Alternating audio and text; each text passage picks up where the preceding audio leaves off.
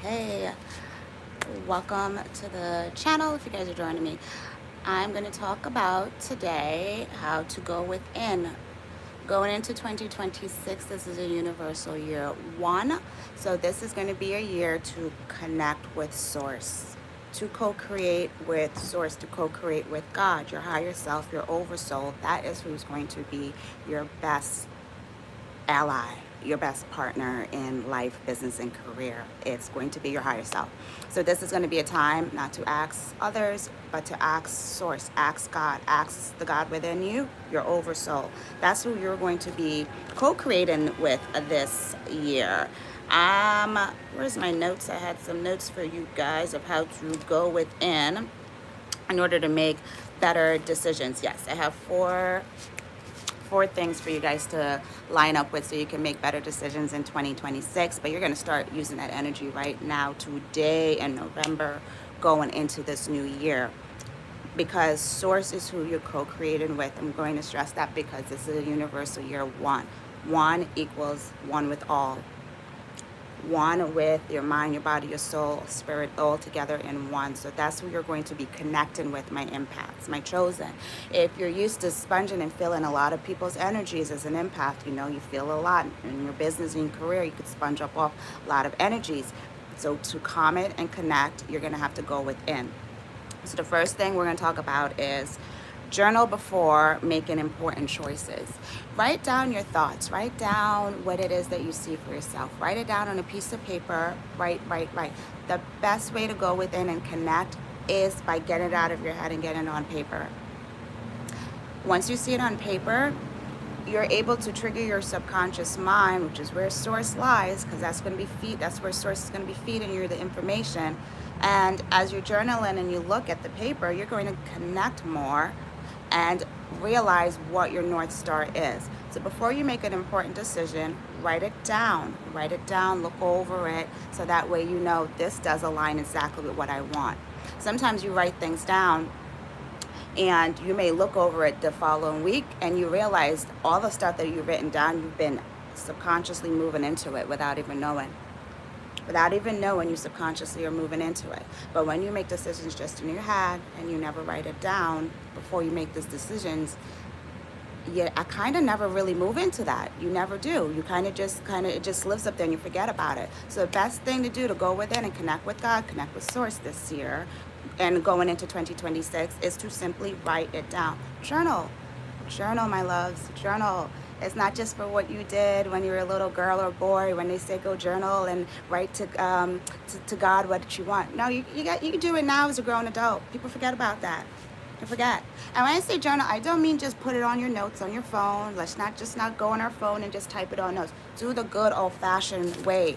Write it on a piece of paper. Buy yourself a journal. Go to Walmart or Target, wherever, even Dollar Tree. Ain't nothing wrong with that. The car honked when I said that. And buy yourself a journal and write things down. Write it down. Write it down before you make important decisions. You'll be so amazed at how when you write things down and you look at it, what a difference it makes. Huge difference. I've been journaling for the last 4 years. And when I look back, like some of the stuff that I journaled 4 years ago and the fact that I'm actually living it and doing it now, it'll blow your mind. It's pretty cool to look at because your subconscious mind is working with you. When it could see it on paper and you're journaling stuff before you make these important choices, lines up. I'm saying it lines up so quickly. It's amazing. The next thing, you guys, you want to do is meditate to receive your clarity instead of forcing stuff. You want to meditate on it. And when I say meditate, I don't just mean, come out and sit down and maybe quiet your mind, which obviously that is what I mean. But the big part of meditation for me, how I meditate, is walking silently is particularly. Walking silently and then vegging out with nature. Vegging out with nature and walking in silence. So try to walk without your headphones. That is a good way to meditate. Just walk, look, connect with God, connect with your oversoul. Sometimes you can simply say, God, show me a sign if I'm on the right path. Show me a sign in the figure of a bird. You could even call the kind of bird you want to see. Maybe it's a crow, maybe it's a cardinal, whatever. And sometimes it's just literally you look up and see a truck that says you're on the right path. That has happened to me so many times before. And I'm just like, can't make this shit up. But walk outside, meditate, okay? You don't have to sit Indian style like, trying to quiet your mind. Our minds are too noisy for that. But the best ways you combine your body, your mind, and spirit is through walk. Walk meditations is what we're going to call it. Walk meditations. Well, thank you. The next thing we want to talk about is listen to your the subtle energetic shifts in your body. Your body speaks to you, so you're going to have to learn to listen. That's the way of going within. You're going to have to go within and listen to the little cues that your body gives you. If you're about to go start a huge project and you're getting a huge headache and you're like, oh my God, I got to power through it. Listen to your body. Your body's telling you to rest. So when you're going within, part of that, going within for answers is listen to your body. Your body is connected to what you want to be, is connected to your source, is connected. So if you're getting headaches and you're trying to push it through, your body's telling you to rest. Don't overload on coffee to push through things, okay? Sometimes the body needs the rest. It needs the meditation. It needs those walks. And clearing your mind will help you a lot. So listen to when your body is giving you those little subtle nits like, hey, you know, it's time to take it easy. Let's take breaks. Let's take some nice little nourishing time to ourselves. You got to listen to your body. Your body is giving you the subtle cues and messages, and it's telling you how it wants to go forward. And sometimes you'll wake up with a burst of energy. Your body's saying, hey, it's go time. Let's do it. So that's when you want to power through. Now, if the next day your body's a little bit more mundane and it's like, yeah, let's take a little rest, take the rest. Take the cues from your body. Your body is leading you. Your body's telling you what it needs from you. And that is how you connect mind, body, and spirit. So you can go within for your answers. Now, the last thing we're going to talk about is to trust your instincts, even when logic shows you otherwise. Your instincts is where your intuition is.